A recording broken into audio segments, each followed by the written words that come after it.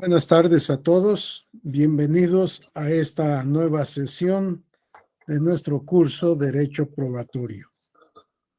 Vamos a suspender un poco la presentación, Inés. Vamos a ver si tenemos intervenciones. Gracias. Ayer les sugerí que leyeran algo sobre teoría del acto jurídico. ¿Alguien leyó, repasó algo sobre este tema? ¿Hay comentarios que hacer? ¿Preguntas o dudas que hayan surgido?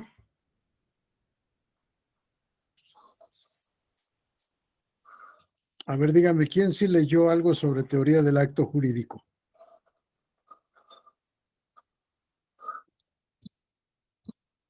¿Nadie?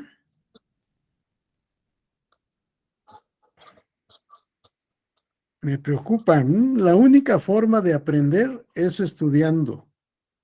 La forma de estudiar es leer, es consultar, porque de lo contrario, pues no vamos a poder hacer el repaso de todo lo que es necesario saber para poder entender el derecho probatorio.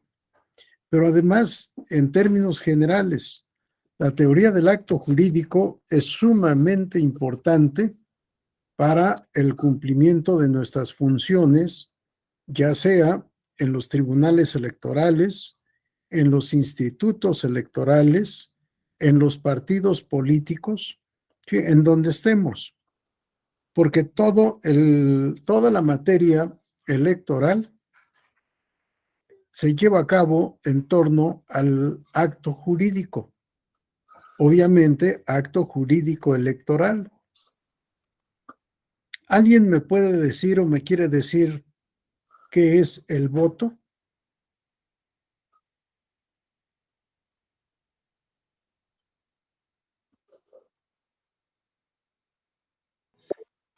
¿Es la manera en que el ciudadano emite su voluntad para elegir a sus gobernantes?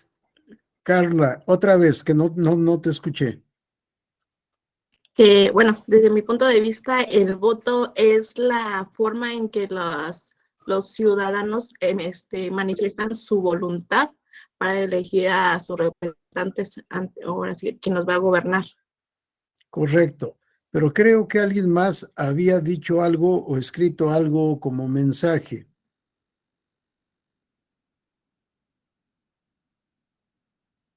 ¿No? Tal vez vi mal entonces. ¿Alguien tiene otra idea de qué es el voto?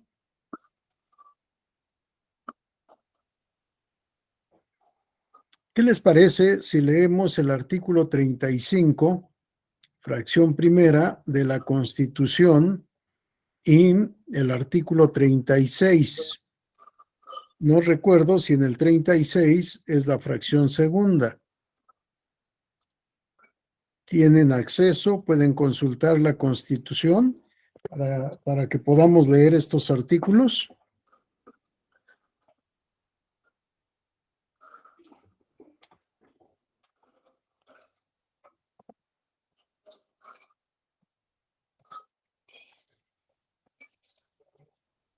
Si alguien localizó alguno de los dos artículos, lo leemos, por favor. Me Yo dice ya lo quién. encontré. Carla, adelante, El 35, ¿verdad? por favor. Ok, dice artículo 35, son derechos de la ciudadanía. Fracción primera, votar en las elecciones populares.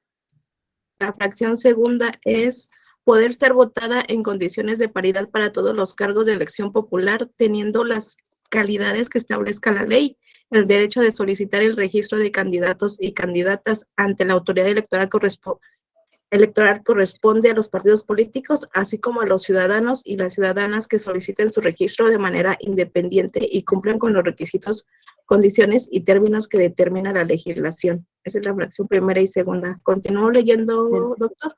A ver, alguien más, no porque no quiera que leas, Carla, ¿alguien más tiene a la vista la Constitución para leer el artículo 36, fracción tercera? Veo que Laura dice que ella. Adelante, Laura.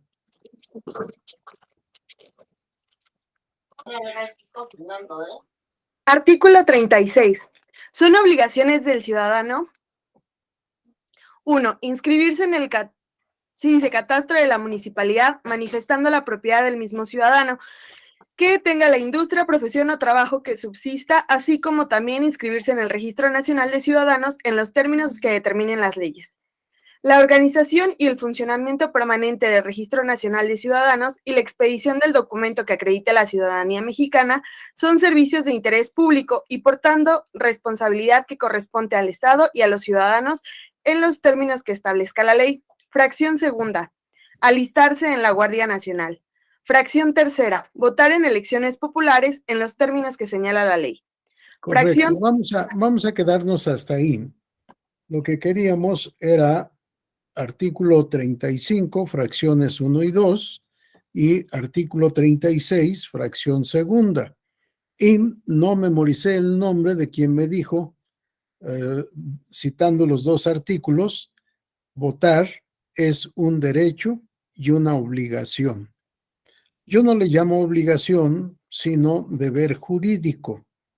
Acuérdense, les decía, la obligación es un vínculo jurídico y nadie nos puede exigir que votemos.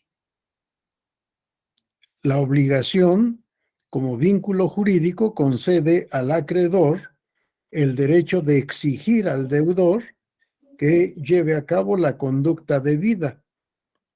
El voto debe ser libre, entre otros aspectos. En consecuencia, nadie nos puede obligar a votar. ¿Y qué pasa si no votamos?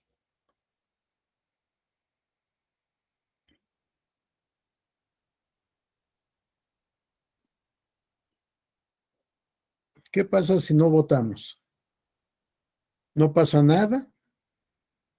Lo previsto en el 36, fracción tercera, es una norma imperfecta porque no tiene sanción. Sanción como castigo.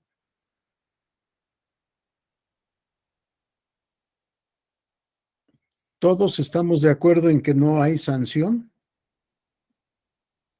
Porque eso es lo que comúnmente se repite. Bueno, en Uruguay dice, sí, no, sí, en varios países de Sudamérica y Centroamérica se sanciona no votar, pero yo hablo del caso de México.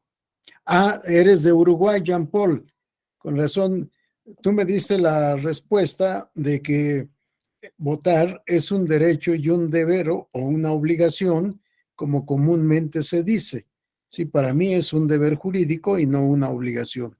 Sí, es correcto, y qué bueno que si eres de Uruguay nos recuerdes que en Uruguay sí está sancionado. ¿Y en México?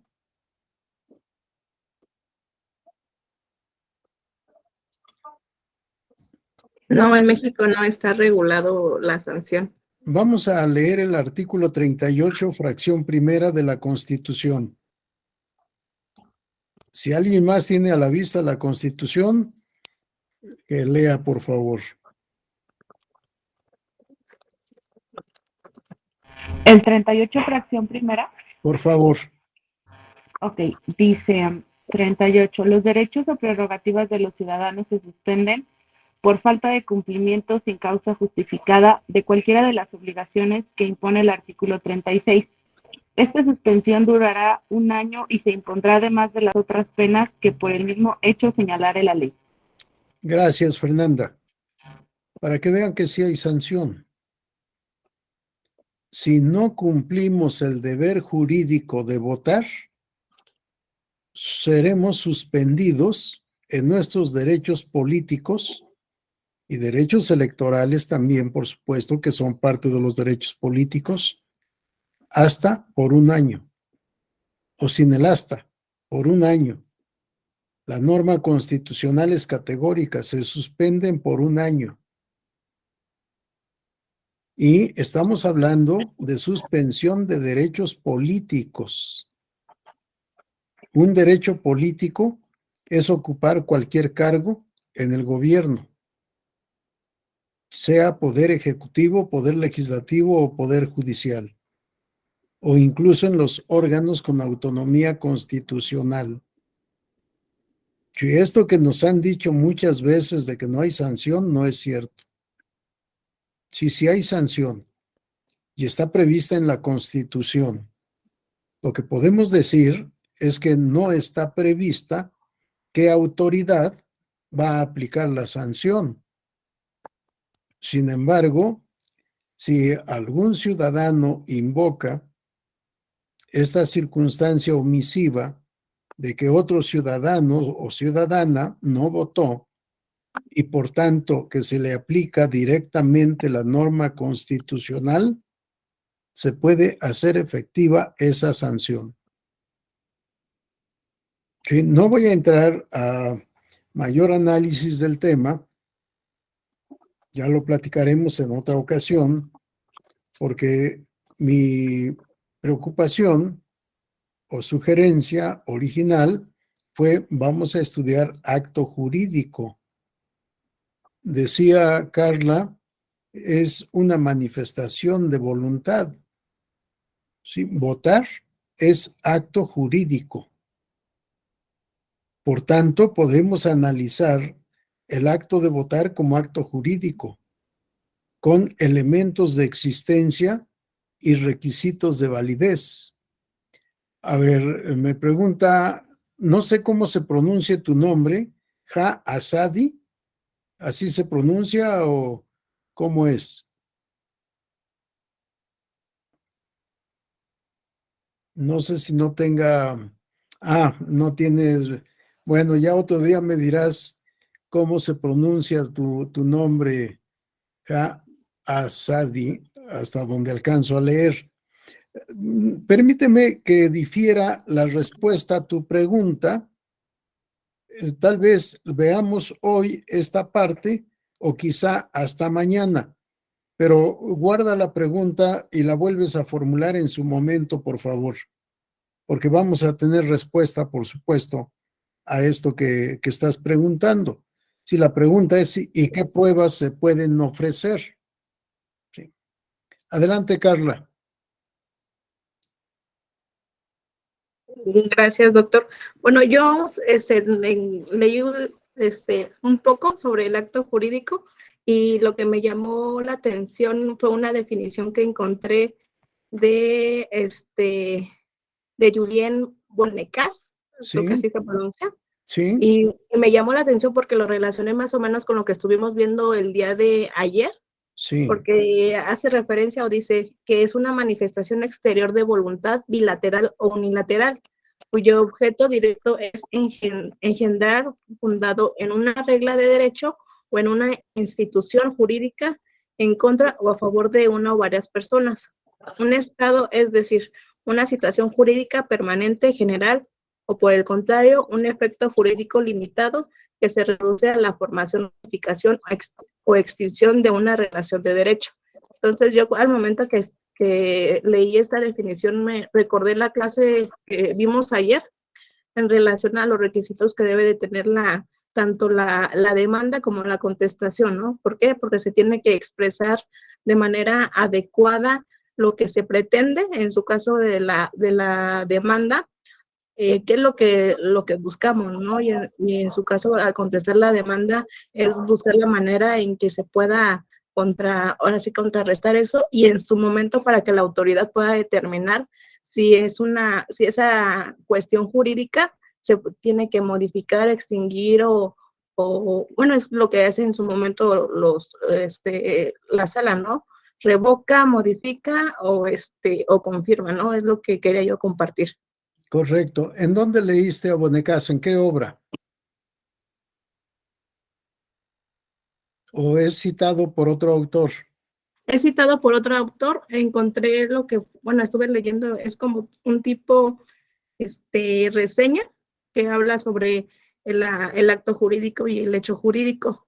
O igual ahorita comparto aquí en el chat la liga, encontré, es del Tribunal Federal de Justicia Administrativa esa reseña. Ahorita lo voy a poner aquí en el chat para quien guste verla, pueda leer el documento. Es un documento de 27 hojas, pero ahí es donde vi esa definición y que me llamó la atención en relación a la clase que estuvimos desarrollando ayer.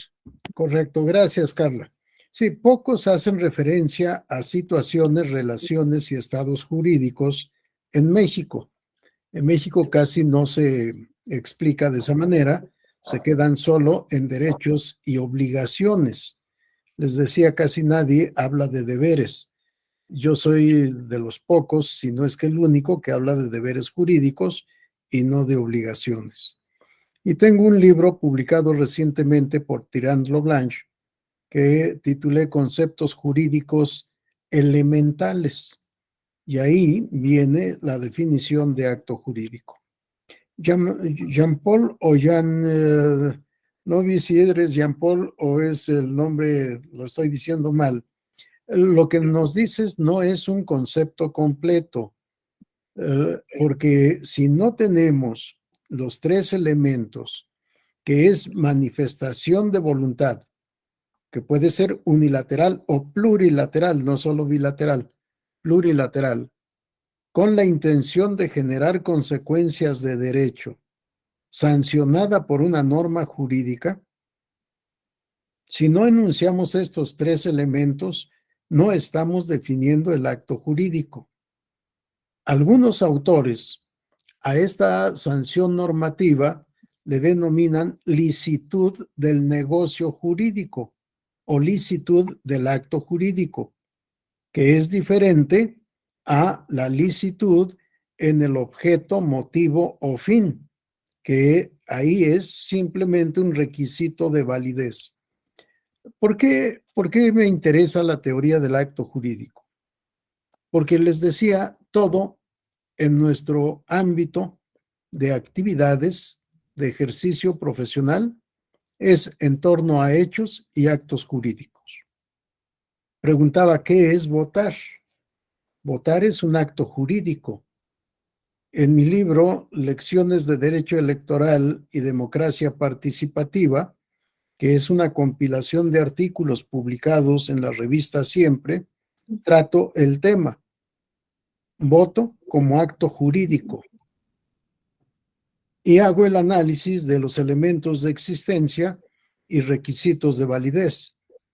Si tenemos en mente la teoría del acto jurídico, nos va a ser más fácil resolver las controversias que conozcamos en la materia electoral o rendir informes circunstanciados en su caso o elaborar la demanda para poder impugnar la validez o de un voto o bien de la votación recibida en una mesa directiva de casilla o de toda la elección. Porque finalmente, aunque acto jurídico complejo, la elección es un acto jurídico o un procedimiento jurídico, si quieren, por mejor decir. Sabemos que el procedimiento jurídico, procedimiento electoral, se divide en 4 etapas o en 3 etapas, dependiendo de las elecciones.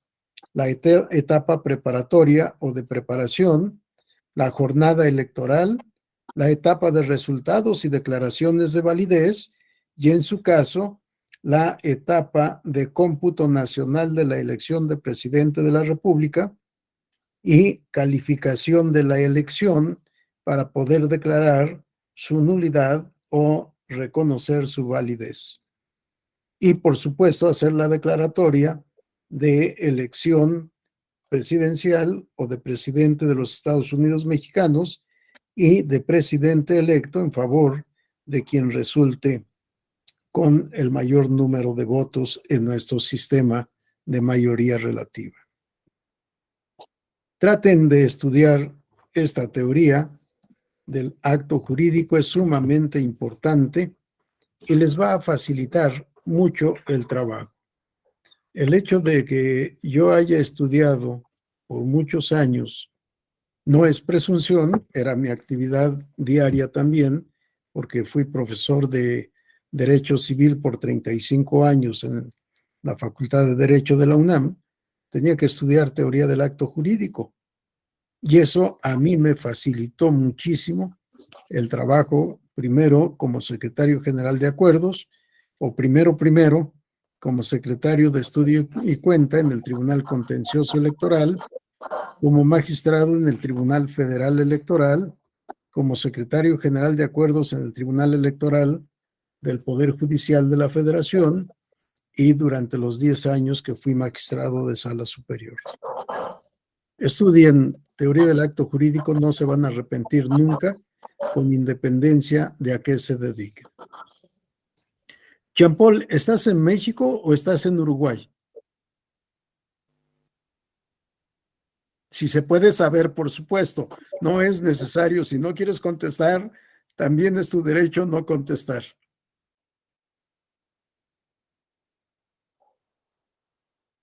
Hola, a ver si Hola. ahí se oye, Sí, porque en el estaba con los auriculares y se ve que no funciona.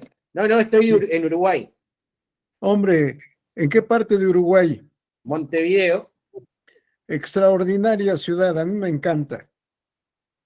Allá conocí un restaurancito muy, muy, muy sencillo, La Guarida del Pescador.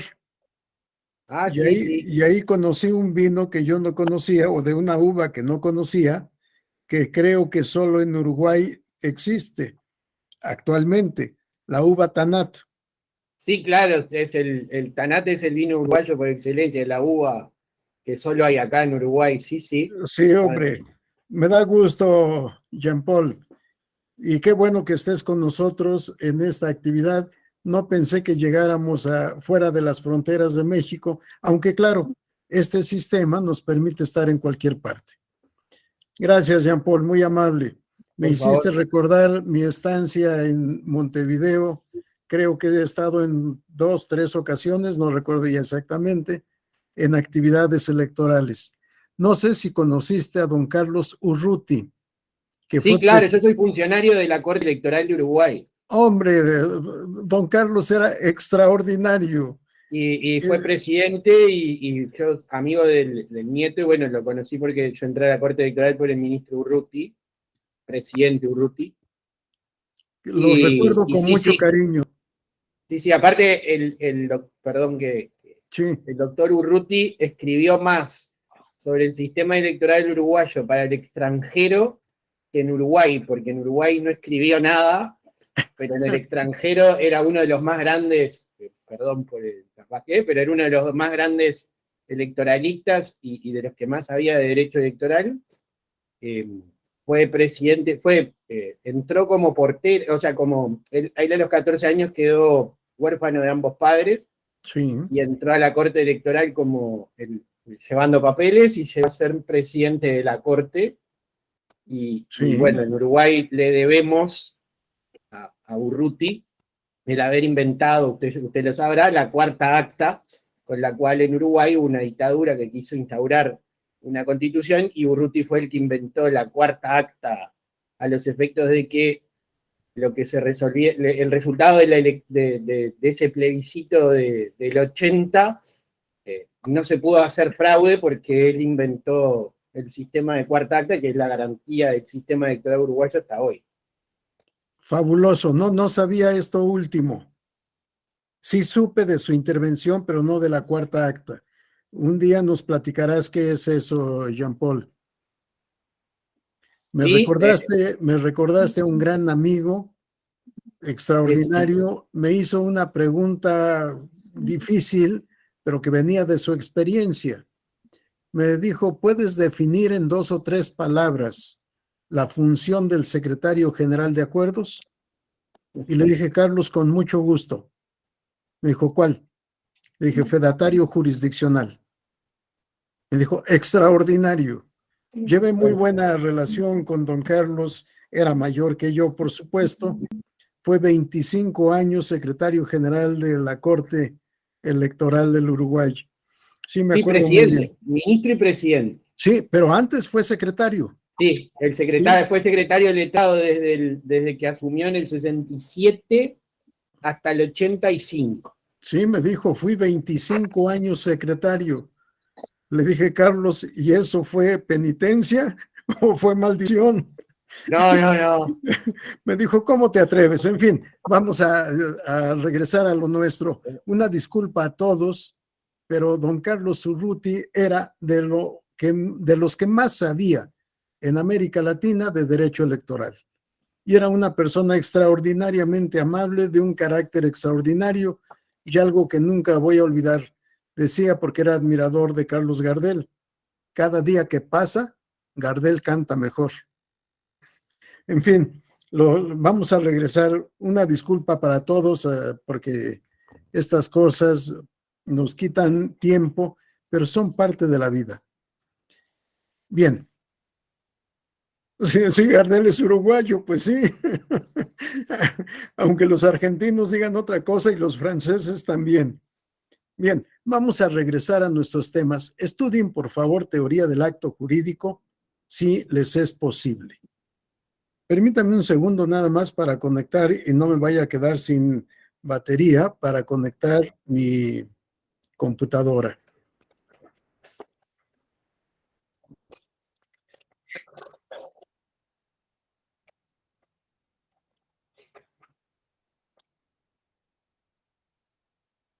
Adelante, alguien levantó la mano. Sí, doctor, yo muchas gracias. Buenas tardes a todos. Buenas tardes. Para preguntarle, doctor, ¿algún actor o algún libro en particular que nos recomiende de teoría de acto jurídico? Bueno, para mí lo mejor que hay, lo más completo, es el libro del maestro Rafael Rojina Villegas. El maestro Rojina Villegas tiene una obra titulada Derecho Civil Mexicano, que está escrito en 6 tomos, en 8 volúmenes, pero tiene un compendio en 4 tomos. El tomo primero y el tercero, el primero que es de introducción, personas y acto jurídico, y el tercero que es de obligaciones. Se complementan los dos y ahí tienen una teoría completa del acto jurídico. ¿Sí? Hay un librito, llamo librito porque es brevísimo, titulado Teoría del acto jurídico de León Digi. Se escribe Duguit. Es, creo que como de 40 páginas, pero es una obra extraordinaria desde un análisis psicológico que yo he tomado mucho en cuenta y se aprende mucho también, un poco difícil en algunas partes y muy breve, no es completo el trabajo, pero muy bueno también y en una tarde lo pueden leer sin ningún problema.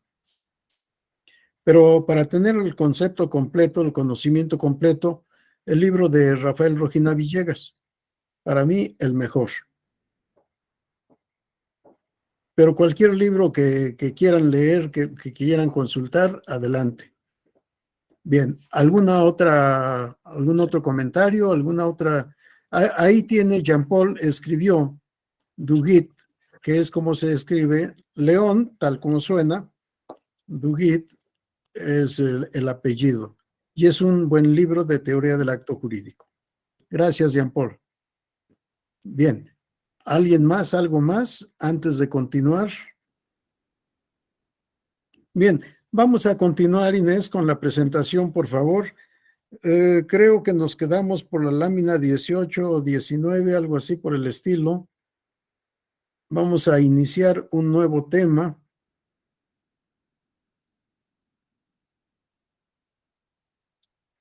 Ahí. El objeto de la prueba.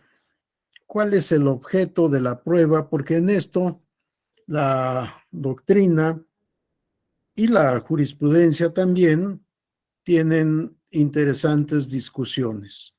Vamos a la siguiente lámina, por favor.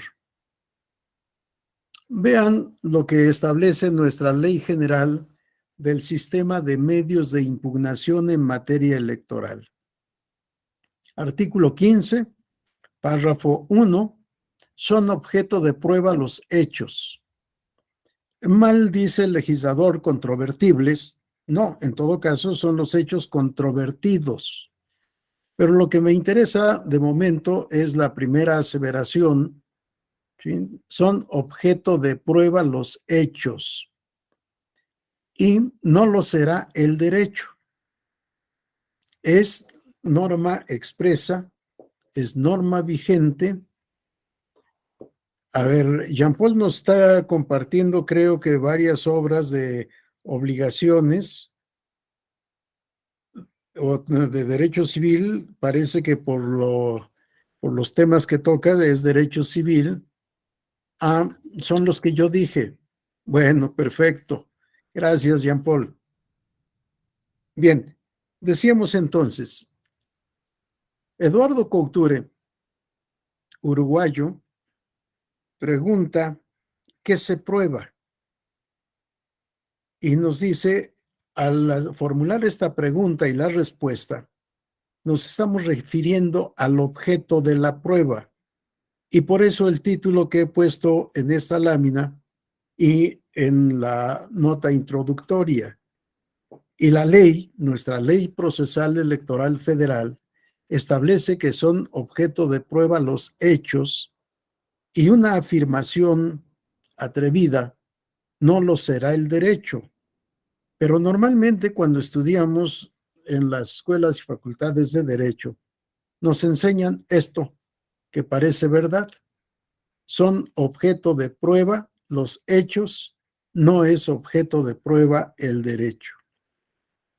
Vamos a la siguiente lámina, por favor, Inés.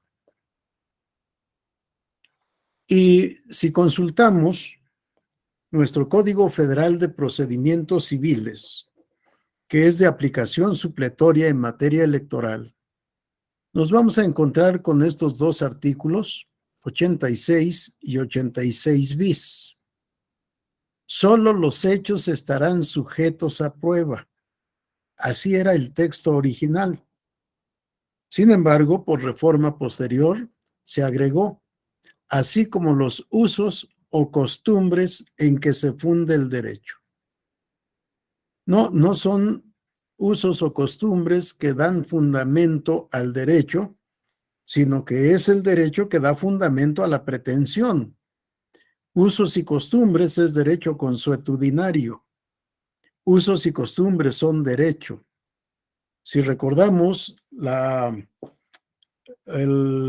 figura que elaboré, las normas jurídicas, les dije, están en la ley, en los usos, en la jurisprudencia, en los tratados y en los principios generales del derecho. Y vean cómo aquí ya el legislador federal procesal civil nos dice que los usos y costumbres también son objeto de prueba. Y el artículo 86 bis, el tribunal aplicará el derecho extranjero tal como lo harían los jueces o tribunales del Estado, cuyo derecho resultare aplicable, sin perjuicio de que las partes puedan alegar la existencia y contenido del derecho extranjero. Para informarse del texto, vigencia, sentido y alcance del derecho extranjero, el tribunal podrá valerse de informes oficiales al respecto, los que podrá solicitar al Servicio Exterior Mexicano, así como disponer y admitir las diligencias probatorias que considere necesarias o que ofrezcan las partes. Sí, aquí está el desmentido de lo que desafortunadamente el legislador procesal electoral estableció en el artículo 15 de nuestra ley procesal. El derecho también es objeto de prueba cuando consiste en usos, en costumbre o derecho extranjero. Podríamos pensar, por supuesto, que esto no es tema de derecho electoral, tal vez y sobre todo de derecho internacional privado, probablemente también de derecho internacional público,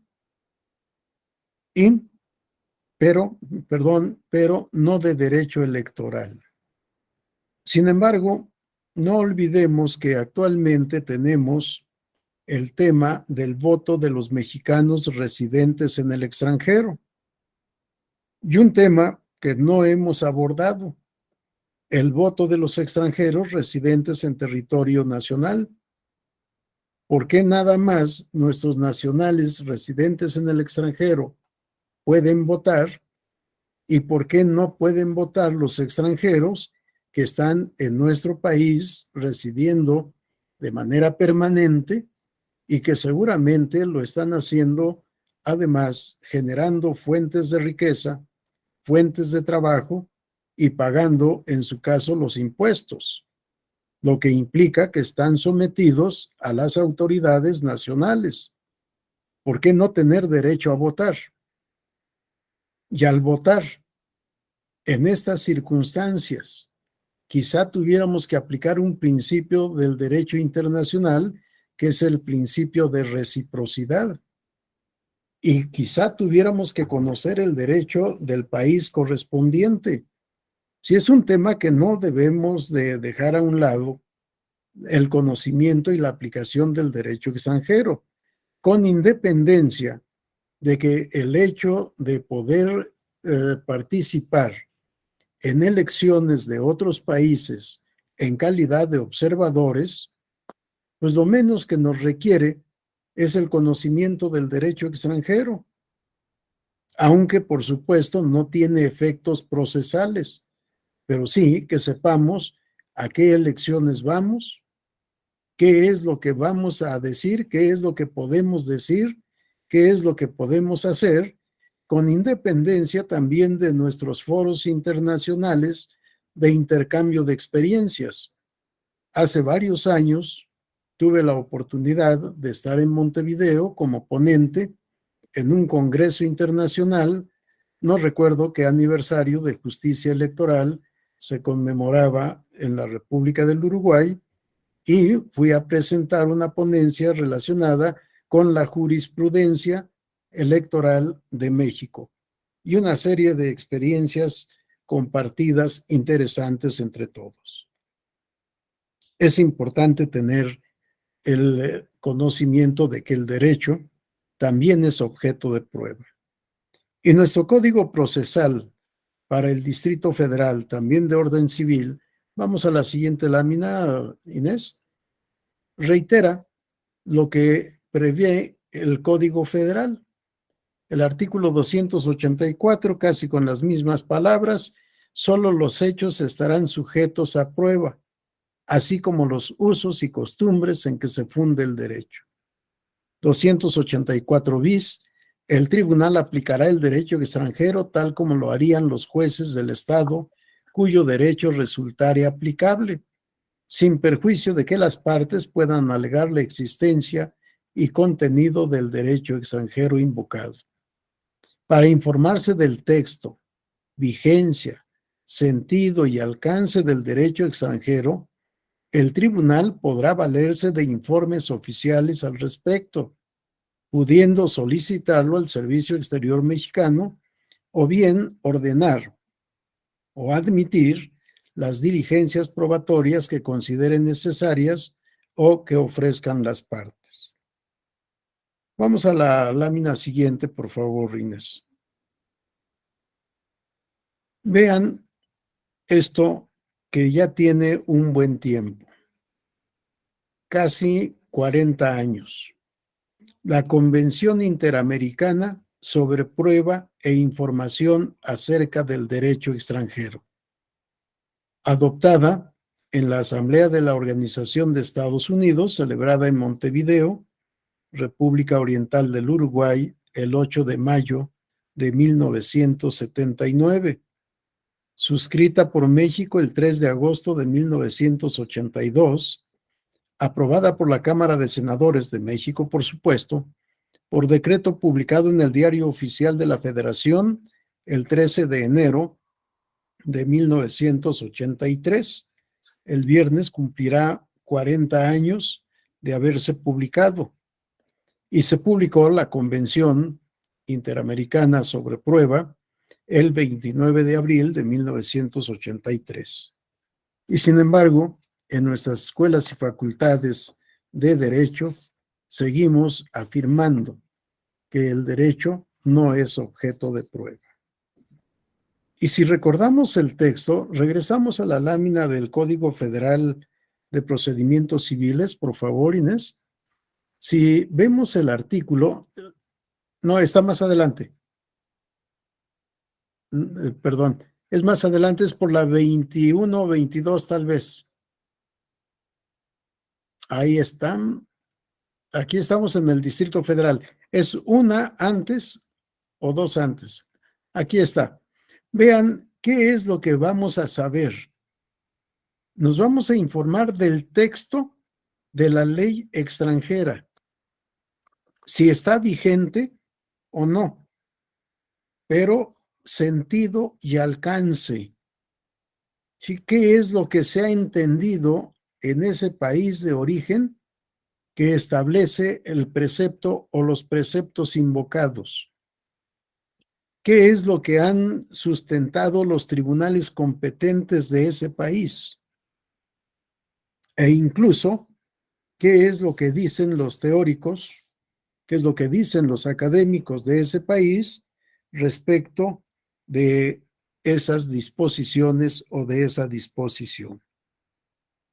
El artículo 2 de la Convención Interamericana sobre Prueba e Información acerca del Derecho Extranjero establece lo siguiente: con arreglo a las disposiciones de esta convención, las autoridades de cada uno de los estados partes proporcionarán a las autoridades de los demás que lo solicitaren los elementos probatorios o informes sobre el texto, vigencia, sentido y alcance legal de su derecho. Y luego el artículo 3. La cooperación internacional en la materia de que se trata esta convención se prestará por cualquiera de los medios de prueba idóneos, previstos tanto por la ley del Estado requirente como por la del Estado requerido. Serán considerados medios idóneos a los efectos de esta convención, entre otros, los siguientes. A. La prueba documental, consistente en copias certificadas de textos legales con indicación de su vigencia o precedentes judiciales. Más que O, debe ser I, pero está así como O, precedentes judiciales. B. La prueba pericial, consistente en dictámenes de abogados o expertos en la materia. C. Los informes del Estado requerido sobre el texto, vigencia, sentido y alcance legal de su derecho sobre determinados aspectos. Sería interesante leer esta convención, aunque lo que les he dicho es la parte fundamental, como el derecho sí es objeto de prueba. Vamos a suspender un momento, Inés, la presentación. En la materia electoral, en México, tiene una gran importancia este tema, porque tenemos elecciones por usos y costumbres en casi toda la República. No le hemos dado la importancia que corresponde, pero por disposición constitucional, artículo 2, y por disposición de las leyes locales de las 32 entidades federativas, las comunidades indígenas tienen derecho a elegir por usos y costumbres a un representante ante el ayuntamiento del municipio correspondiente. ¿Sí? Elección por usos y costumbres. No estoy hablando solo del caso de Oaxaca, o de los que ya existen en Michoacán, o del estado de Guerrero, o Chiapas, que hemos tergiversado también el sistema constitucional para, por sentencia o bien por reforma legal de la entidad federativa, establecer sistemas por usos y costumbres. La costumbre, se dice en la doctrina, es lo que todos hacemos y que siempre se ha hecho. Lo que todos hacemos y siempre se ha hecho, pero que es jurídicamente vinculatorio. Sí, porque todos o cuando menos es la regla, todos nos bañamos todos los días y siempre lo hemos hecho. Y quizás se siga haciendo, pero eso no es costumbre jurídica. Si la costumbre jurídica es la que vincula jurídicamente a los interesados. En el estado de Oaxaca se estableció este sistema de elecciones de integrantes de ayuntamientos por usos y costumbres. Y todas las comunidades indígenas en México tienen derecho a elegir por usos y costumbres a un representante ante el ayuntamiento correspondiente. Cosa con la que no estoy de acuerdo. Para mí no debería de ser un representante ante el ayuntamiento. Debería de ser cuando menos un regidor en el ayuntamiento. Sí, cuando son comunidades pequeñas, cuando son comunidades que no alcanzan a lo que se ha establecido como criterio en México de un 40% de población indígena para poder llevar a cabo o considerar que el municipio es indígena o que el distrito es indígena. Los usos y costumbres se tienen que demostrar. Nunca o casi nunca hemos pedido prueba de la costumbre que se aplica. Hemos dado fe o hemos aceptado lo que los interesados nos han dicho que son las costumbres electorales del lugar. Muy rara vez, gracias Luis Guzmán, muy rara vez pedimos prueba, la prueba antropológica, para saber en qué consisten esas costumbres electorales. Creo que Luis, si no me equivoco del nombre, nos acaba de recordar que en Oaxaca 417 municipios eligen integrantes del ayuntamiento por el sistema de usos y costumbres, que ahora llaman sistemas normativos internos. No sé por qué. No les gustó derecho consuetudinario, que es lo correcto jurídicamente hablando, y ahora hacen alusión a sistemas normativos internos. Y ya les he dicho, nadie se rige por sistemas normativos externos. Nuestra Constitución es un sistema normativo interno. Pero en fin, nos hemos equivocado porque el convenio 169 de la Organización Internacional del Trabajo se refiere a elección de autoridades propias de comunidades indígenas. Pero yo sostengo además que en México no hay comunidades indígenas. Todos somos mestizos. Todos hemos tenido contacto con la cultura occidental y todos, en mayor o menor grado, llevamos sangre que ya no es totalmente indígena. Los usos y costumbres indígenas no existen ya desde el punto de vista económico, social y político electoral. Desde el punto de vista cultural, guardamos todavía muchos temas. Pero en fin, tampoco me voy a meter más a este tema. Es un tema interesante que debemos de analizar con mucho cuidado. Es distinta nuestra realidad a la realidad de Ecuador, por ejemplo, o de Brasil. Brasil, en donde hay comunidades indígenas que no han tenido ninguna relación con la cultura occidental. Y en esto deberíamos de revisar una opinión consultiva, si no mal recuerdo, de la Comisión Interamericana de Derechos Humanos, que explica qué debe entenderse por comunidades indígenas. Dejo este tema también y vamos nada más para poder hacer referencia a la necesidad de probar los usos y costumbres. Si no existe esa costumbre, como sucedió en Cherán, Michoacán, no podemos decir que se instituya el sistema electoral por usos y costumbres cuando han estado vigentes los sistemas constitucionales con participación de partidos políticos. En la Ciudad de México, nuestra legislación local establece elecciones por usos y costumbres, cuando aquí no votábamos. El sistema electoral en el Distrito Federal quedó derogado o abrogado, por mejor decir, en 1928 y se instituyó nuevamente hasta 1988.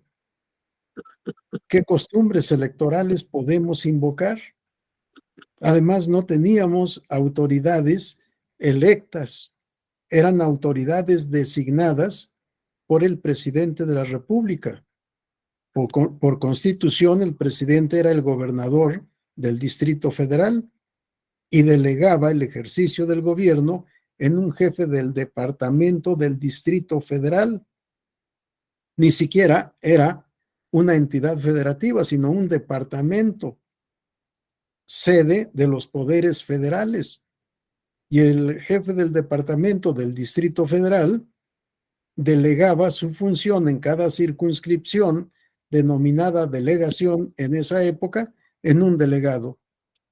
Y era correcto, delegaba la función en un delegado que ejercía el gobierno a nombre del jefe del departamento del Distrito Federal, quien a su vez lo ejercía a nombre del presidente de la República.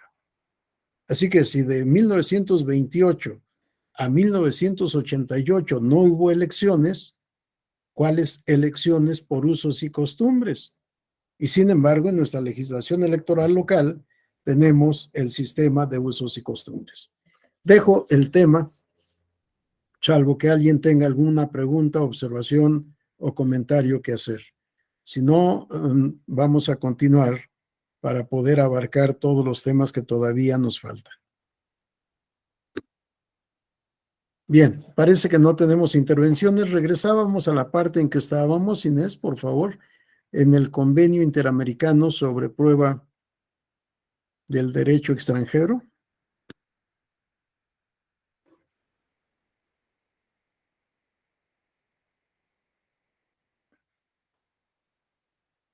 Bien, a la siguiente lámina, por favor. Esta es la presentación gráfica que hago del derecho como objeto de la prueba. Usos, costumbre, jurisprudencia y derecho extranjero. Porque también la jurisprudencia, siendo parte del sistema normativo, se tiene que demostrar que existe. Tenemos que citar rubro y texto de la tesis de jurisprudencia, pero además tenemos que citar los datos de origen. ¿Qué tipo de tesis es? En el caso nuestro, por ejemplo, en el caso de la Corte, ¿es del Pleno o de las salas? O en la materia electoral, ¿es de la sala superior o de las salas regionales? Tesis de jurisprudencia, ¿en qué materia? ¿Cuándo se publicó? ¿En dónde se publicó? ¿En dónde está consultable? Si tenemos que dar todos estos datos por exigencia de la ley de amparo en especial, pero que son necesarios en cualquier caso que se invoque una tesis de jurisprudencia. Para mí la jurisprudencia también es objeto de prueba. Y por supuesto, el texto que estemos invocando tiene que coincidir exactamente con el texto aprobado por el órgano emisor de la tesis y publicado en el medio oficial correspondiente. No sé si alguien quería intervenir o si fue un problema de su micrófono. Si alguien quiere intervenir, adelante. Creo que no es el caso. Vamos a la lámina siguiente, por favor. Una vez que hemos visto lo que ha quedado presentado, formulo la pregunta: ¿los hechos o afirmaciones son objeto de prueba? Sí, ya quedó la primera conclusión son objeto de prueba los hechos y el derecho. Pero ahora se genera otro tema. ¿El objeto de la prueba son los hechos o las afirmaciones? Porque también en la doctrina vamos a encontrar estas diferentes posiciones por connotados tratadistas del derecho procesal, sobre todo del procesal civil, que es en donde se ha generado toda esta teoría del derecho probatorio. Vamos a la siguiente lámina, por favor. Eduardo Couture pregunta, ¿qué se prueba? Y nos dice, cuando formulamos la pregunta, ¿qué se prueba?, estamos haciendo referencia a el objeto de la prueba. Y Hernando Davis Echandía nos dice, objeto de prueba judicial en general es todo aquello que, siendo de interés para el proceso, puede ser susceptible de demostración histórica, como algo que existió, existe o puede llegar a existir, y no simplemente lógica, como sería la demostración de un silogismo o de un principio filosófico. Es decir, que objeto de prueba judicial son los hechos presentes, pasados y futuros, y lo que puede asimilarse a estos, costumbre y ley extranjera. Esta última parte ya la vimos hace unos momentos.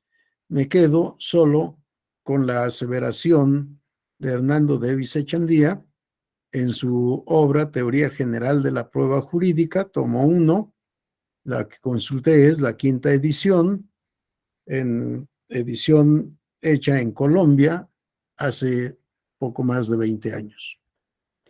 Y nos dice, objeto de la prueba judicial son los hechos. Por eso la pregunta que inicia este apartado de la exposición. Vamos a la siguiente lámina, por favor. El mismo Davis Echandía nos dice, el juez adopta su decisión con base en los hechos probados. Hechos probados.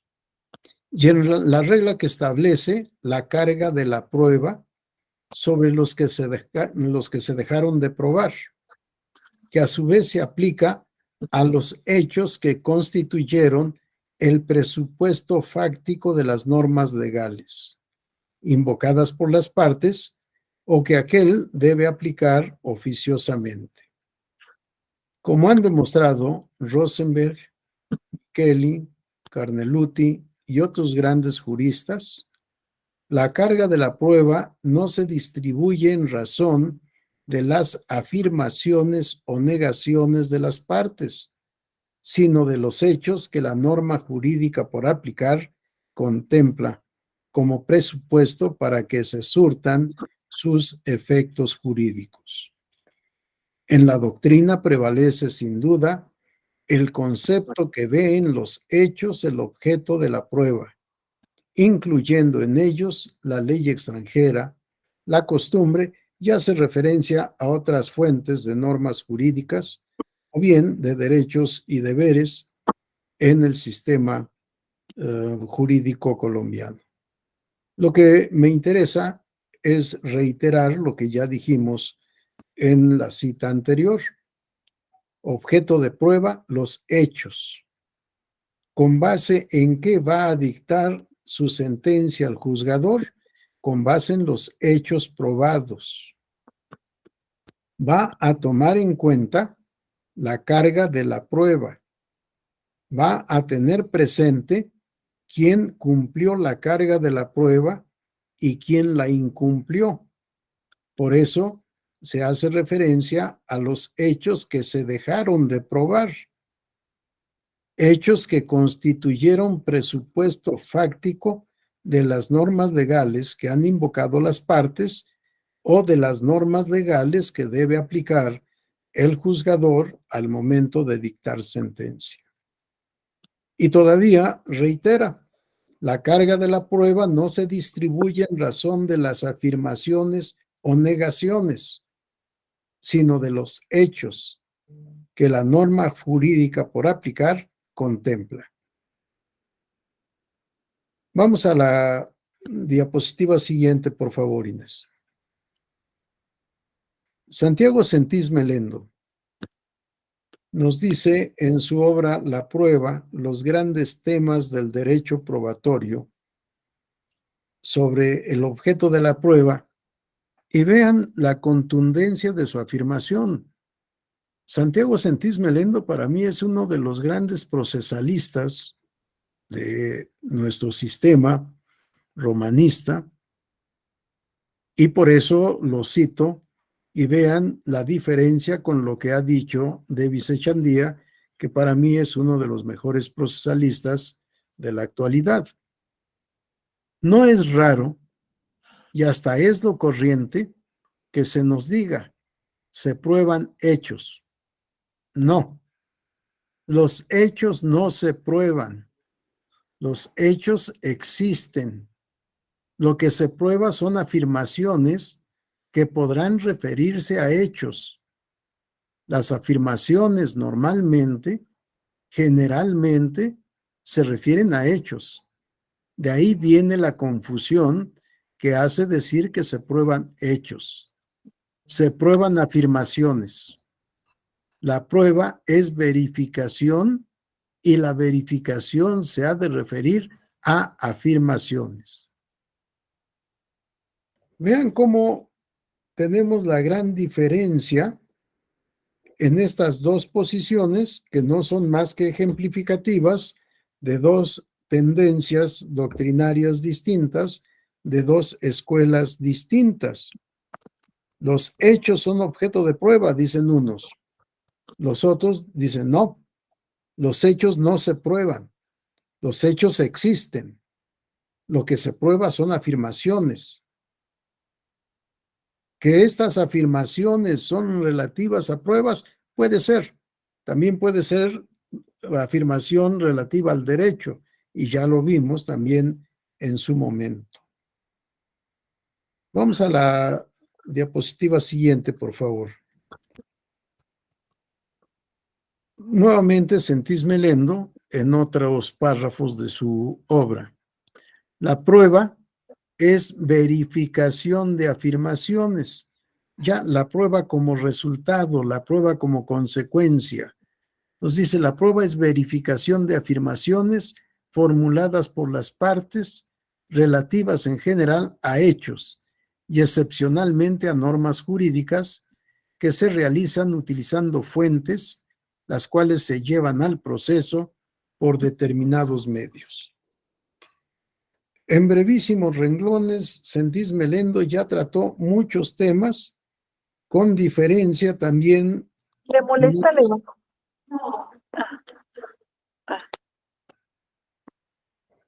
Perdón, parece que se abrió un micrófono sin querer. Bien, vean cómo Sentís Melendo nos habla del procedimiento probatorio o medios de prueba, nos dice determinados medios para poder llevar al proceso los elementos de prueba. Y el resultado es la verificación de afirmaciones, afirmaciones formuladas por las partes. Aunque estas afirmaciones, dice, por lo general, se refieren a hechos y excepcionalmente a normas jurídicas. Vamos a la siguiente lámina, por favor. Y parece que el problema lo generó Francesco Carneluti en su obra La prueba civil.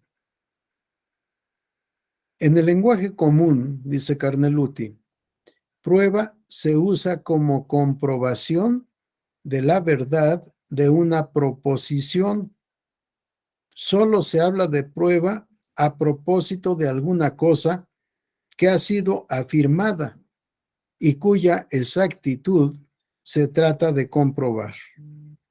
La prueba de la afirmación acerca de la existencia de un hecho se hace mediante el conocimiento del mismo hecho. El conocimiento no es la prueba, pero da la prueba de la afirmación. En este sentido, justo es reconocer que objeto de la prueba no son los hechos, sino las afirmaciones, las cuales no se conocen, las cuales no se conocen, pero se comprueban, mientras que aquellos no se comprueban, sino que se conocen. Se conocen los hechos, no se comprueban los hechos, se comprueban las afirmaciones. Pero lo dice con todas sus letras. Objeto de la prueba no son los hechos, sino las afirmaciones. Y de ahí surge esta tendencia de considerar que el objeto de la prueba no son los hechos, sino las afirmaciones o proposiciones que formulan las partes en su demanda, el actor, en la contestación de demanda, el demandado, o, en el caso de la autoridad responsable, en su informe circunstanciado. Vamos a la siguiente lámina, por favor. Al dar respuesta a la pregunta que formula Eduardo Couture, ¿qué se prueba? Y él dice, en este caso nos referimos al concepto de prueba o definición de la prueba, con lo cual yo no coincido, sino la pregunta ¿qué se prueba? Se refiere no a la definición de prueba, sino al objeto de la prueba. Pero esta es la pregunta de Couture y la respuesta que da. Los hechos y los actos jurídicos son objeto de afirmación o negación en el proceso. Los hechos y actos jurídicos son objeto de afirmación o negación en el proceso. Y nos dice, aquí no es literal lo que transcribo en estos 3 artículos, sino es un poco la combinación de lo que dice en la página 217 y 219 de su obra Fundamentos de Derecho Procesal Civil. Tomada en su sentido procesal, la prueba civil es un medio o método jurídico de verificación de las proposiciones, afirmaciones o negaciones de hechos y actos jurídicos que los litigantes formulan en el juicio. Si en su sentido procesal, la prueba civil es el medio o método jurídico de verificación de las afirmaciones o negaciones de hechos y actos jurídicos que los litigantes formulan en el juicio. Me parece que Couture dice lo correcto. Efectivamente, se afirma, se tiene que probar. ¿Pero qué se afirma? Se afirma un hecho, decía ayer, en sentido amplio, para involucrar el hecho en sentido estricto y el acto jurídico en todas sus manifestaciones. Vamos a la lámina siguiente, por favor. Yo hago estas conclusiones. ¿Qué se prueba o cuál es el objeto de la prueba? Se prueban hechos jurídicos en sentido amplio. No todos los hechos jurídicos son objeto de prueba, sino únicamente los hechos jurídicos controvertidos, es decir, los hechos que motivan la controversia. Pero de todos los hechos que motivan la controversia, no todos son objeto de prueba, sino únicamente los hechos afirmados, porque la negativa lisa y llana, por regla, no impone la carga de la prueba. La negativa lisa y llana de un hecho no impone la carga de la prueba. La negativa que implica la afirmación de un hecho impone la carga de la prueba. Estas son mis conclusiones. Si la prueba tiene por objeto los hechos. ¿Cuáles hechos? Los hechos controvertidos, no como establece nuestro legislador, los controvertibles, porque lo controvertible no controvertido no requiere de prueba, únicamente lo que está controvertido, porque de lo contrario no son hechos que nos interesen si no hay controversia, que nos interesen desde el punto de vista derecho probatorio. Si no hay controversia, no hay necesidad de prueba. Sí, única y exclusivamente los hechos controvertidos afirmados por las partes son los que requieren de prueba para poder demostrar si es verdad o es mentira lo que han dicho las partes respecto de determinado o determinados hechos. La negativa, por regla, no implica carga de la prueba. Vamos a suspender un momento la presentación. Inés, por favor. ¿Dudas, preguntas, comentarios, observaciones? Anímense.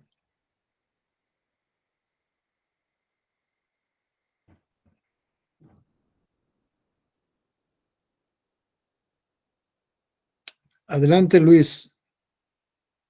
Gracias, doctor. Sí, la duda va en el sentido de que, bueno, tengo entendido que en lo que es de materia de violencia política contra las mujeres, razón de género, las pruebas que ofrece la parte actora, en este caso, o gozan de presunción de veracidad. Entonces, la carga de la prueba se revierte al demandado en este caso. ¿Ese razonamiento sí es aplicable y es jurídicamente válido o va en contra de todo lo que ya hemos visto aquí?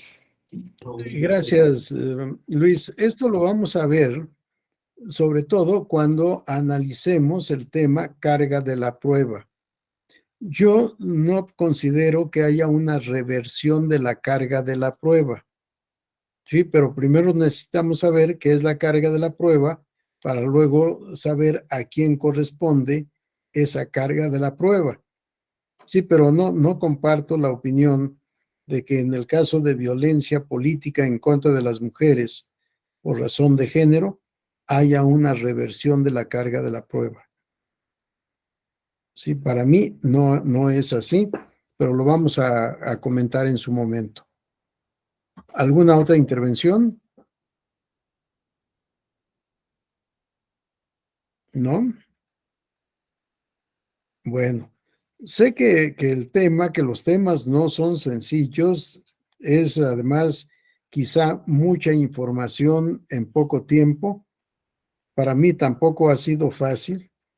He tenido que volver a mis lecciones de derecho probatorio, a leer y escuchar las nuevas tendencias, que creo que de nuevas tienen muy poco, que sobre lo que se habla actualmente, pues es lo mismo de que hemos hablado siempre, aunque ahora con palabras nuevas, con argumentos adicionales, pero al final de cuentas creo que el derecho probatorio sigue siendo el mismo. Bien, si no hay intervenciones, vamos a continuar en donde suspendimos. Inés, por favor.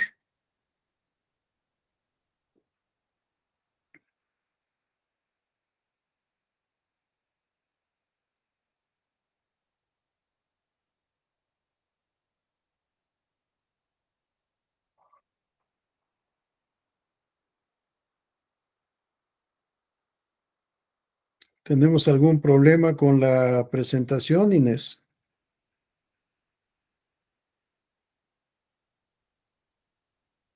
Una disculpa, doctor, se estaba trabando un poco mi computadora. Sí, no te preocupes. Gracias. Es que esto de estar en línea, pues siempre nos trae muchas ventajas, pero también tenemos algunas desventajas. Y es normal que en ocasiones la señal no tenga la adecuación para poder hacer la presentación, o bien incluso que se interrumpa, como parece lo que me sucedió el lunes, que no pude entrar a la hora. Vamos a la siguiente lámina, por favor. Este otro apartado que ya habíamos enunciado, aunque no con estas palabras, ya después vamos a regresar a ello. Carga de la prueba. ¿Quién debe probar? Vamos a la siguiente y después regresaremos. Vamos a la siguiente lámina, por favor.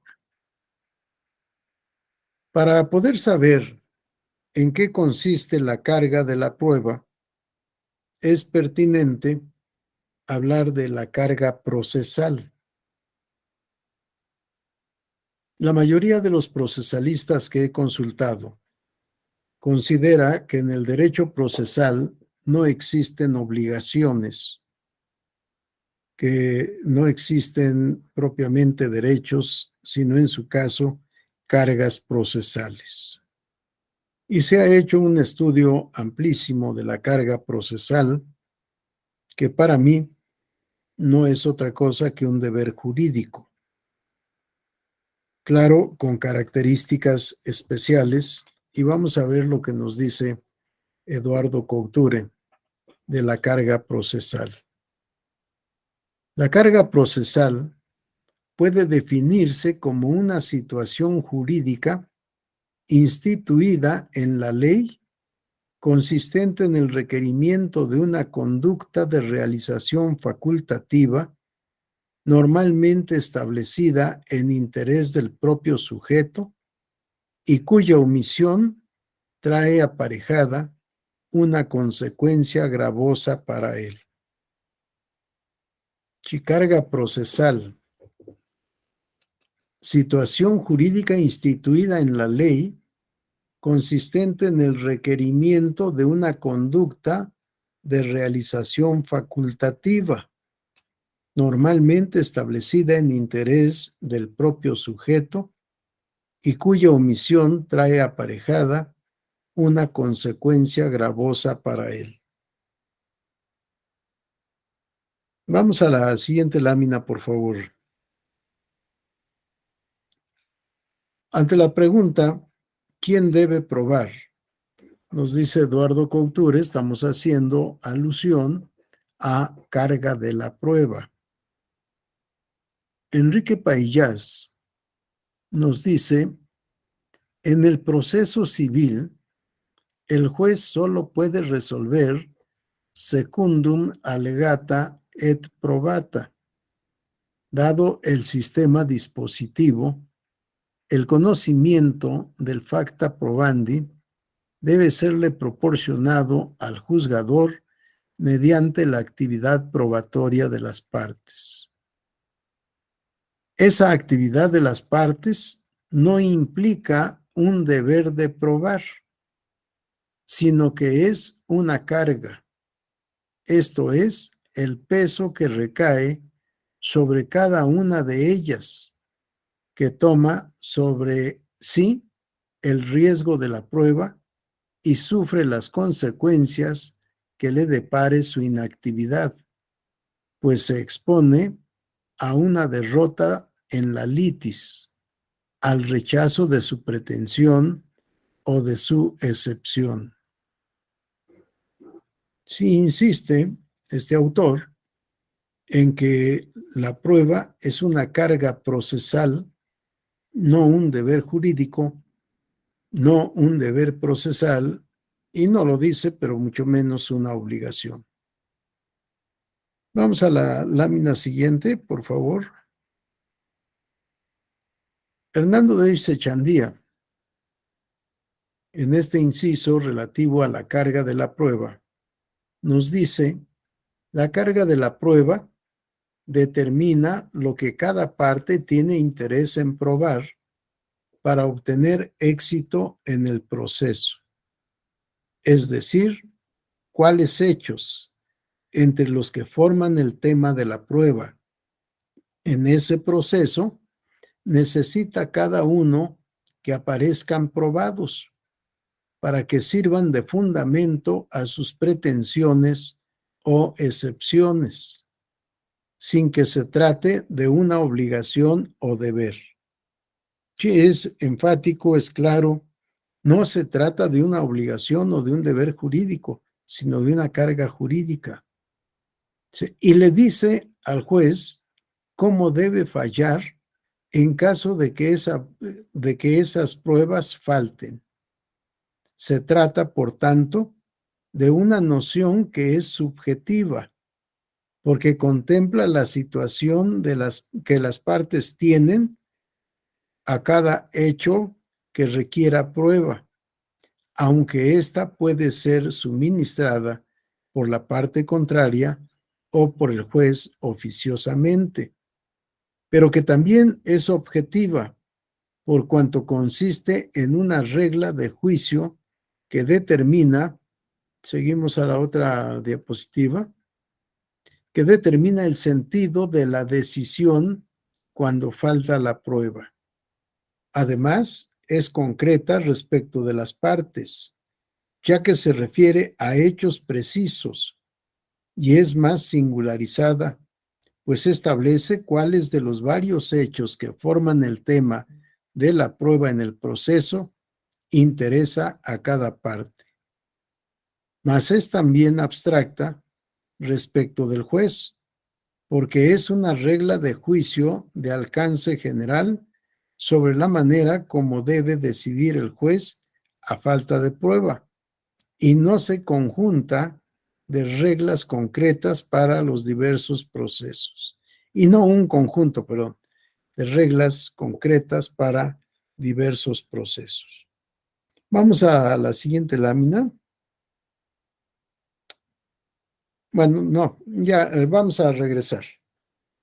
Vamos a regresar a la anterior, por favor, a la anterior. Ahí. Gracias, Inés. Esta es una aseveración que reiteramos con frecuencia o que escuchamos con mucha frecuencia.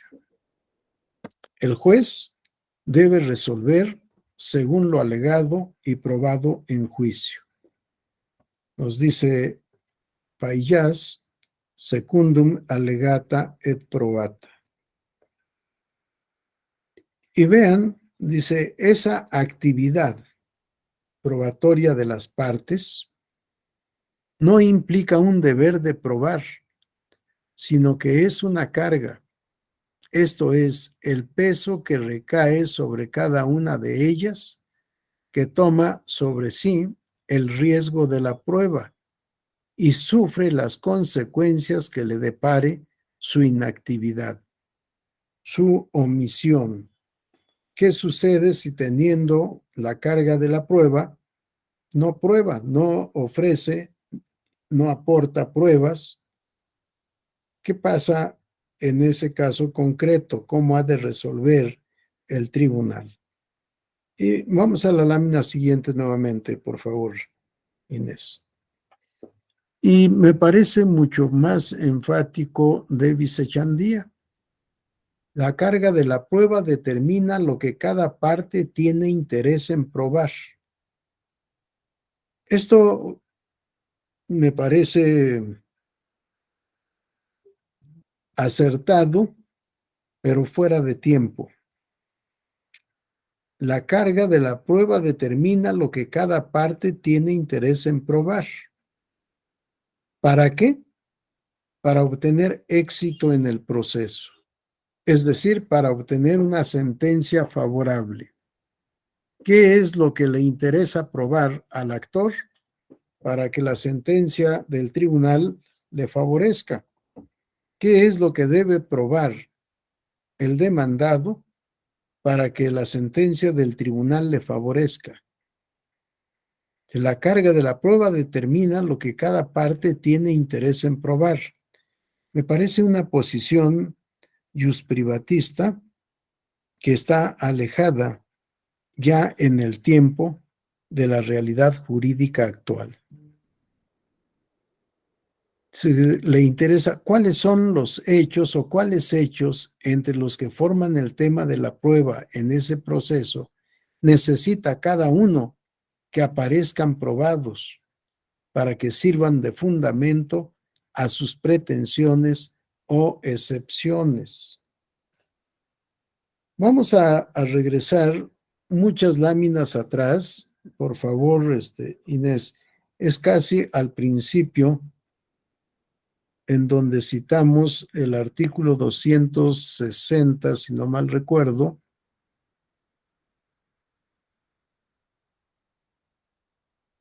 En el anterior, ahí. A ver, la lámina anterior, Inés. A ver, me equivoqué. La anterior. Vamos a empezar desde aquí. Vean el fundamento que habíamos citado al principio. Toda contienda judicial, establece el artículo 255 del Código de Procedimientos Civiles para el Distrito Federal. Toda contienda judicial, principal o incidental, principiará por demanda, en la cual se expresarán, fracción quinta, los hechos en que el actor funde su petición, en los cuales, en la narración de hechos, precisará los documentos públicos o privados que tengan relación con cada hecho. De igual manera, proporcionará los nombres y apellidos de los testigos que hayan presenciado los hechos. Davis Echandía nos dice: cada una de las partes tiene la carga de probar lo que a su interés corresponda para obtener una sentencia favorable. Si el actor, al narrar los hechos como considera que sucedieron, no es suficiente con esa narración clara, precisa de los hechos ocurridos, sino que además debe aportar las pruebas correspondientes, decir con qué elementos de prueba se acredita la veracidad del hecho que está afirmando aconteció. Claro, se limita el legislador a hacer referencia a pruebas documentales, públicas o privadas, y a pruebas testimoniales, sin clasificación alguna, simple y sencillamente testigos, prueba testimonial o testifical, como se dice en otras partes. ¿Quién tiene la carga de la prueba? Pues de manera clara, precisa, nos está diciendo el legislador, tiene el actor. Pero tiene el actor respecto de los hechos que sustentan su pretensión, de los hechos que dan sustento a su demanda. Vamos a la lámina siguiente, por favor. El demandado. El demandado formulará su contestación a la demanda en los siguientes términos. 3. Se referirá a cada uno de los hechos en que el actor funde su petición, en los cuales precisará los documentos públicos o privados que tengan relación con cada hecho. De igual manera, proporcionará los nombres y apellidos de los testigos que hayan presenciado los hechos. Volvemos al tema. Carga de la prueba para el demandado. Pero en el anterior estableció el legislador carga de la prueba para el actor. ¿A quién corresponde la carga de la prueba? ¿Al actor o al demandado? Me parece que es clarísima la... A ver, ¿quién levantó la mano? Adelante, Fernando. Suspendemos un momento la proyección, Inés. Hola, buenas Adelante. noches, doctor. Buenas noches. Muy bien. Bueno, nada más como un comentario en Sí. relación a lo que viene explicando. Me parece bastante interesante cómo maneja la distribución de los temas, Sí, porque siento que viene como en evolución de varios pensamientos de autores y lo termina con una breve explicación de a lo que usted considera. Y siento que, que de esta forma ha ido evolucionando, yo creo que también lo que nos comentó en un principio, o desde ayer, lo del acto jurídico. Había tenido la oportunidad de leer muy poco, pero leí algo, y venía como acomodándose lo del acto jurídico en cuestión al desarrollo mexicano, y sí, menciona, o el texto que yo leí era una reseña en específico de la teoría del acto jurídico. Y en este mencionaba que sí, el acto jurídico ha ido evolucionando y se ha ido complementando conforme ha ido avanzando, yo creo que también la sociedad, en este caso el derecho. Y lo que ahorita me parece como muy importante en relación al tema que estamos abordando de la carga de la prueba, es que si bien el autor no recuerda el nombre, solamente como que abona que la carga de la prueba va a recaer en en las partes, pero de lo que quieren ellos probar como tal. es Y Hernando realmente, Davis Echandía. ujú, y realmente a lo que tal vez me estoy adelantando un poco, creo que la parte de la prueba o la carga de la prueba cae en tanto el demandante como el demandado, porque al final de cuentas, quien elabora la demanda debe de tener esa carga de probar los hechos, o bueno, como tal las afirmaciones, y en este caso el demandante va a tener que realizar las negaciones o las afirmaciones a estas pruebas. No sé si sea correcta mi visión o al más o menos lo que estoy entendiendo. No, has entendido muy bien, Fernando, y te agradezco el comentario del método de exposición, que realmente no tiene ningún mérito. En este mes estoy cumpliendo 47 años como profesor de la Facultad de Derecho. Así que en 47 años espero haber aprendido algo y tratar de explicar para que se entiendan los temas, porque si leemos un libro, pues se torna difícil muchas veces y tenemos que leer un párrafo 2, 3, 4, 5 veces para poder entender. Y yo lo que trato de hacer es tanto traer el resumen como tratar de explicar de manera más sencilla lo que vamos a encontrar en los libros de manera más amplia, más profunda y por supuesto particularizada para cada autor. Pero por lo que decías, sí, has entendido muy bien todo lo que llevamos visto. Y vamos a ver la conclusión de la carga de la prueba. Quise regresar a estas disposiciones por lo que leíamos con Eduardo Couture y regresaremos a él. A propósito, Jean-Paul, en Uruguay, ¿cómo dicen, couture o couture?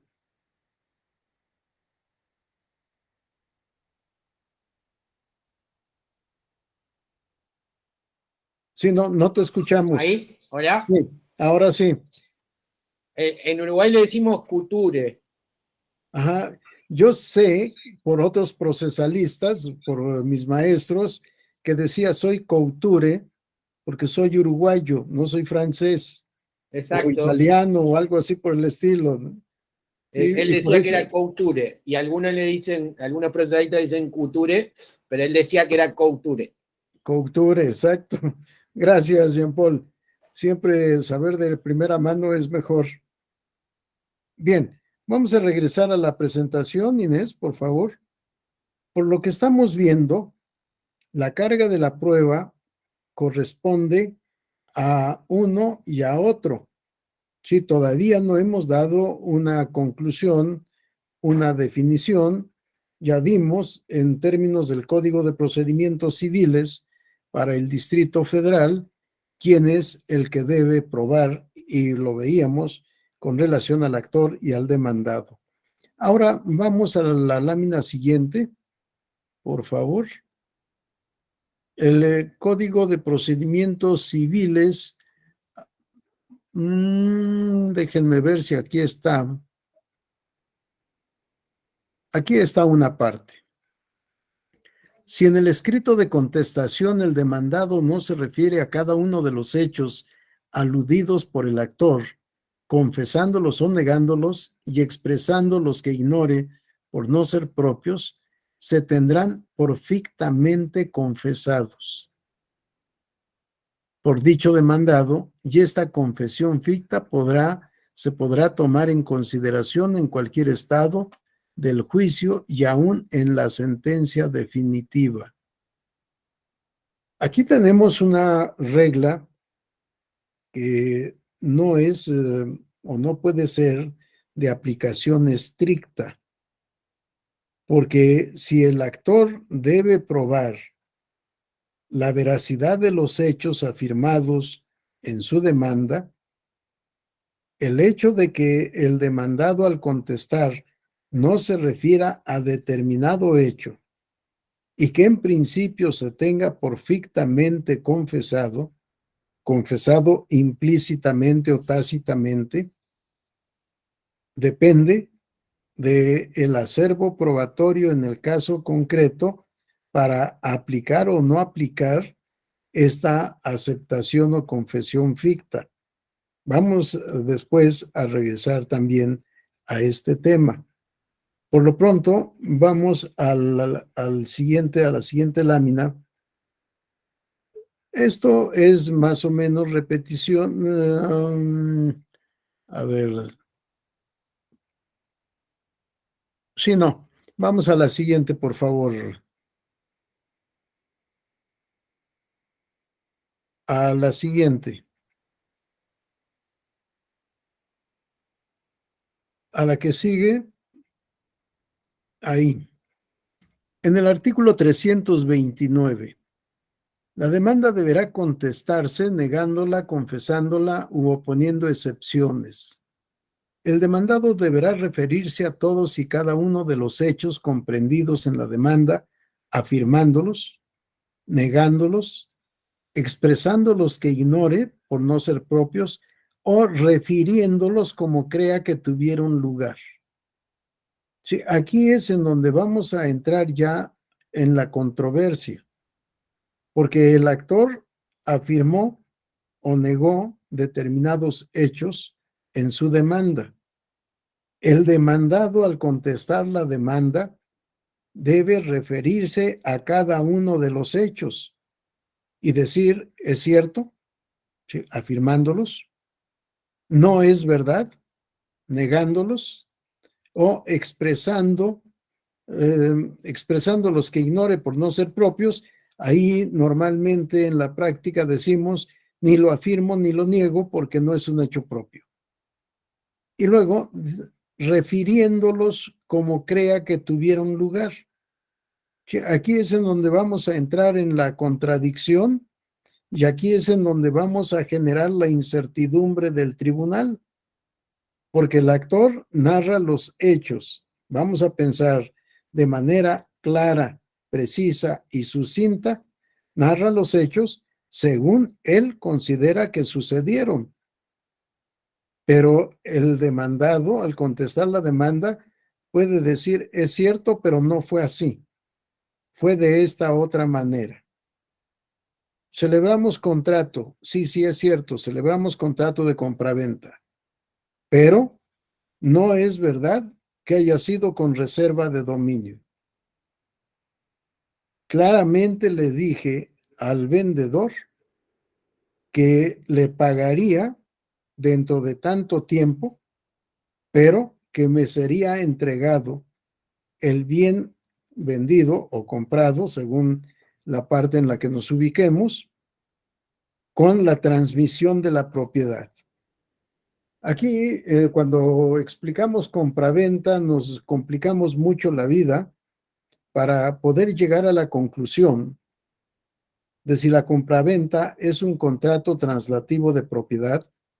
En algunos códigos se establece translativo de dominio, o bien si es un contrato que solo genera para el vendedor la obligación de transmitir la propiedad de la cosa vendida.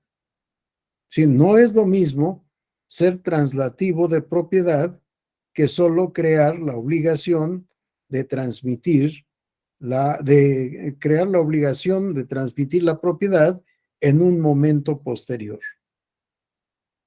Esto es aplicable también a la materia electoral. Puede un partido político comprar una casa y al comprar una casa para establecer sus oficinas, o en términos generales, un edificio para establecer sus oficinas, pues habrá que ver qué tipo de compraventa celebró. Si es un contrato translativo de propiedad o un contrato solo generador de la obligación de transmitir la propiedad en el futuro, o incluso si en lugar de ser un contrato de compra-venta es un contrato de obra a precio alzado. En fin, sí, vamos a tener muchos temas. Y cuando lleguen nuestros problemas o los problemas a los tribunales, vamos a tener que determinar qué hechos se tienen que probar. En este caso, la compraventa. ¿En qué términos se celebró la compraventa? ¿Fue un contrato translativo de propiedad o fue un contrato de compraventa con reserva de dominio sujeto al cumplimiento del comprador en el pago del precio? Y lo mismo podríamos trasladarlo a la materia electoral. Podemos saber ahora que las reglas del derecho electoral no se cumplen, ahora que muchos aspirantes a la candidatura para la presidencia de la República están en abierta campaña electoral contra derecho, ¿sí? Vemos espectaculares por todas partes a favor de uno u otro candidato. ¿Quién es el que ha contratado la colocación de esos espectaculares? ¿Quiénes están haciendo las pintas en las bardas? ¿Quiénes están haciendo toda esta propaganda que ya es de propaganda electoral, que no es simple y sencillamente libertad de expresión en materia política? Sí, hechos que se tienen que probar. Claro, no vamos a tener en el tema electoral si se trata de un contrato de prestación de servicios profesionales, de una compraventa, de un contrato de suministro. No nos vamos a meter este tema, pero sí vamos a estar en el contexto del derecho administrativo sancionador. ¿Hay actos anticipados de campaña? ¿Hay actos anticipados de precampaña? Los partidos políticos y los ciudadanos tienen derecho a presentar una denuncia. La denuncia estará motivada por toda esta propaganda de campaña electoral para mí que se está llevando a cabo en estos días antes del tiempo constitucional y legalmente previsto para ese efecto. Se tendrá que demostrar quién es el que está contratando para saber quién es el responsable de esta publicidad, con independencia de saber también si hay una responsabilidad por no deslindarse de la actividad propagandística que se está haciendo. ¿Y qué tipo de responsabilidad corresponde a cada uno de los actores? En su caso, si procede o no un procedimiento ordinario sancionador o un procedimiento especial sancionador o incluso un procedimiento especial por violencia de género. En fin, estaríamos en un tema de derecho estrictamente electoral del que conocería primero la unidad de lo contencioso electoral del Instituto Nacional Electoral, después la sala regional especializada del Tribunal Electoral del Poder Judicial de la Federación, Probablemente la comisión del Consejo General, la comisión de quejas y denuncias por las medidas cautelares que se soliciten, y seguramente la sala superior. Y vamos a tener aquí el problema de la prueba. ¿Quién debe probar? ¿A quién le corresponde la carga de la prueba? Sí, es un tema, por supuesto, trascendente, poder saber a quién corresponde la carga de la prueba para poder saber en qué sentido hemos de dictar sentencia en su momento. Vamos, por favor, Inés, a donde estábamos antes de regresar a estas láminas. Creo que era ya por la 30 o algo así por el estilo. A ver, vamos a detenernos por aquí. No, adelante. Adelante, encarga de la prueba. Y en especial, la que sigue. En especial lo que nos dice Couture. La carga procesal puede definirse como una situación jurídica instituida por la ley consistente en el requerimiento de una conducta de realización facultativa normalmente establecida en interés del propio sujeto y cuya omisión trae aparejada una consecuencia gravosa para él. ¿Quién tiene la carga de la prueba? Ya hemos visto algunas disposiciones que particularizan, pero respecto de la narración de los hechos que cada uno hace de manera unilateral en su demanda o en la contestación de demanda. ¿Qué pasa si el actor no ofrece pruebas de los hechos que ha narrado en su demanda? Pues simple y sencillamente que no podrá acreditar lo que está afirmando que sucedió. Por eso nos dice Eduardo Couture, la carga procesal puede definirse como una situación jurídica. Sí, la carga procesal ubica a la parte procesal en una situación jurídica, no de manera arbitraria, está prevista en la ley. Consistente en el requerimiento, la ley le requiere, lo acabamos de leer en los artículos que hemos citado del Código Local y Federal de Procedimientos Civiles, la ley le requiere al actor y al demandado el ofrecimiento de las pruebas para acreditar lo que están aseverando en su demanda o en su contestación de demanda. El requerimiento de una conducta de realización facultativa. Si quiero, ofrezco prueba. Si no quiero, no ofrezco prueba.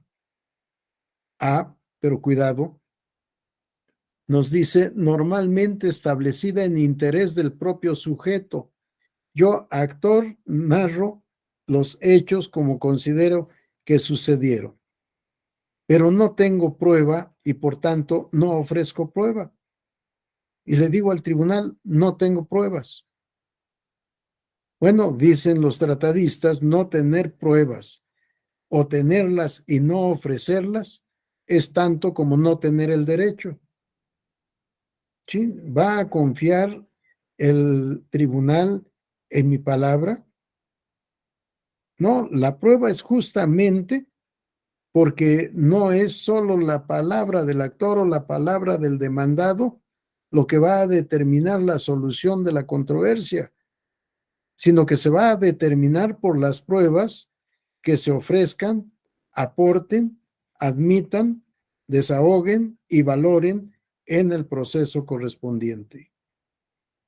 ¿Quién las debe aportar? Ya vimos en principio, actor y demandado, cada uno en su papel.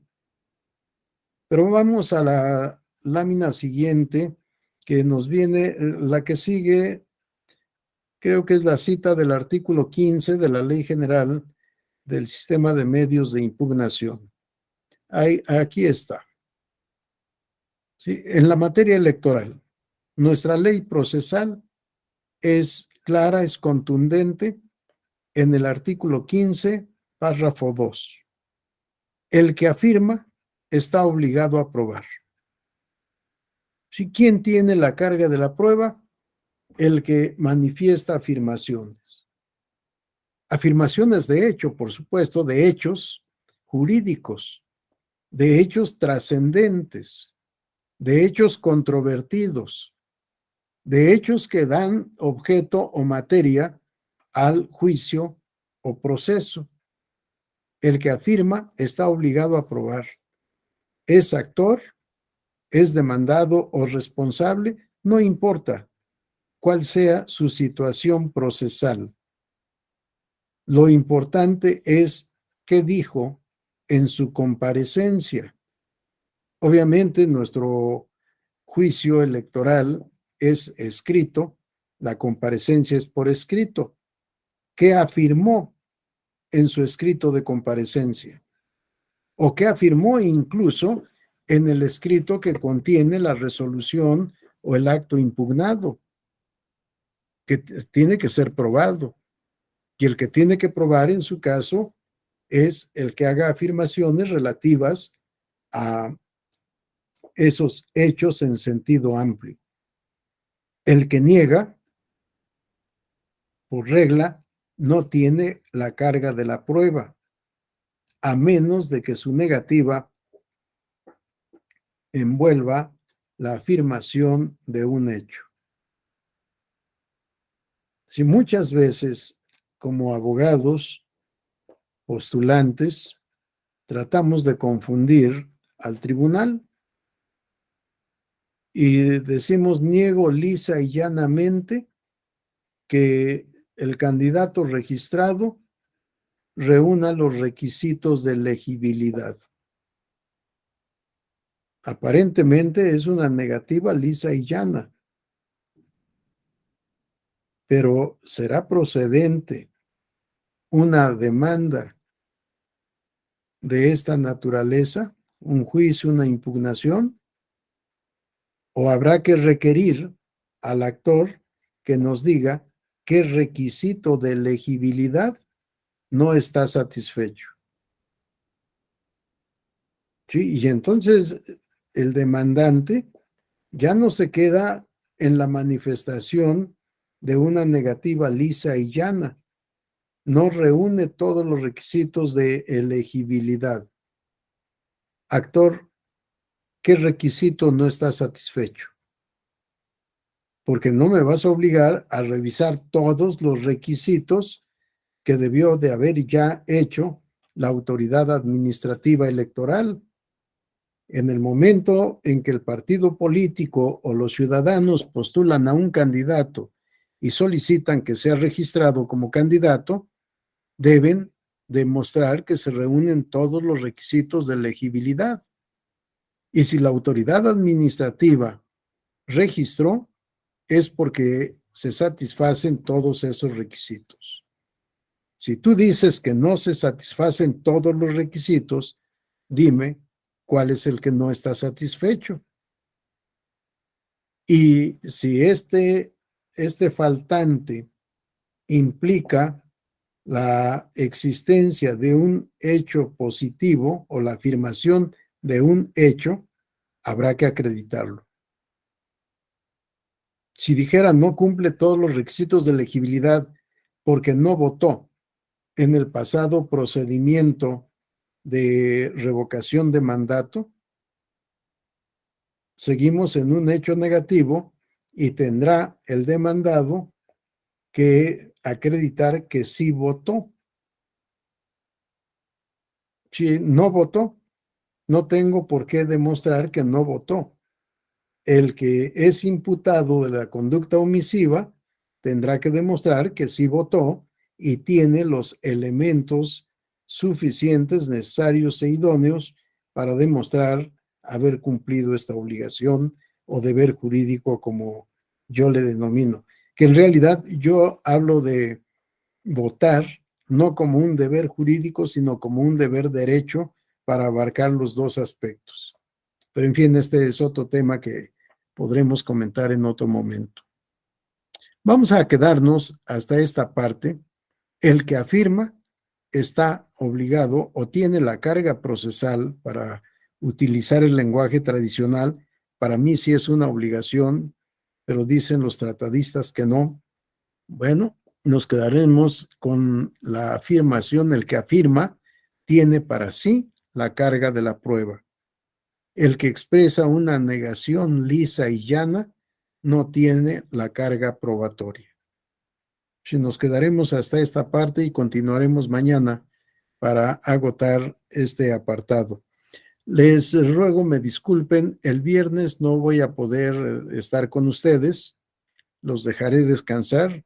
Voy a cumplir una comisión oficial al estado de Tabasco y estaré de viaje, no podré estar con ustedes a las 5 de la tarde, pero el tema que está programado, ya veremos si hacemos una programación adicional o bien si en el transcurso de las horas que tenemos distribuyo para cumplir toda la temática correspondiente. Pero no nos quedaremos sin ver los temas que corresponden al viernes próximo. ¿Algún comentario, duda o pregunta? Carla, adelante. Gracias. Es una duda, bueno, creo que no implica mucho. Ahorita que está haciendo referencia del que afirma está obligado a aprobar, se me vino a la mente, aquí hablamos cuando es autoridad responsable, demandado o actor, pero en materia electoral que también comparecen terceros interesados o los coadyuvantes, ¿también ellos pueden tener carga probatoria para acreditar su dicho o solamente estos, lo que es el actor y el demandante? Es una duda que me surgió ahorita. Pero es un problema fuerte. Yo hablaría más bien de derecho a probar. Sí, derecho a aprobar tanto del coadyuvante como del tercero interesado. ¿Se acuerdan que decía relación substancial procesal entre actor y demandado? Si la carga de la prueba para mí se distribuye entre actor y demandado. El coadyuvante no tiene carga de la prueba, pero sí tiene derecho a probar. El tercero interesado probablemente sí tenga carga de la prueba porque tiene un interés incompatible con la pretensión del actor. Sin embargo, para mí el tercero interesado es un coadyuvante de la responsable. Por tanto, la carga de la prueba es para la responsable y no para el tercero interesado. Sí, es un tema muy, muy interesante, por supuesto.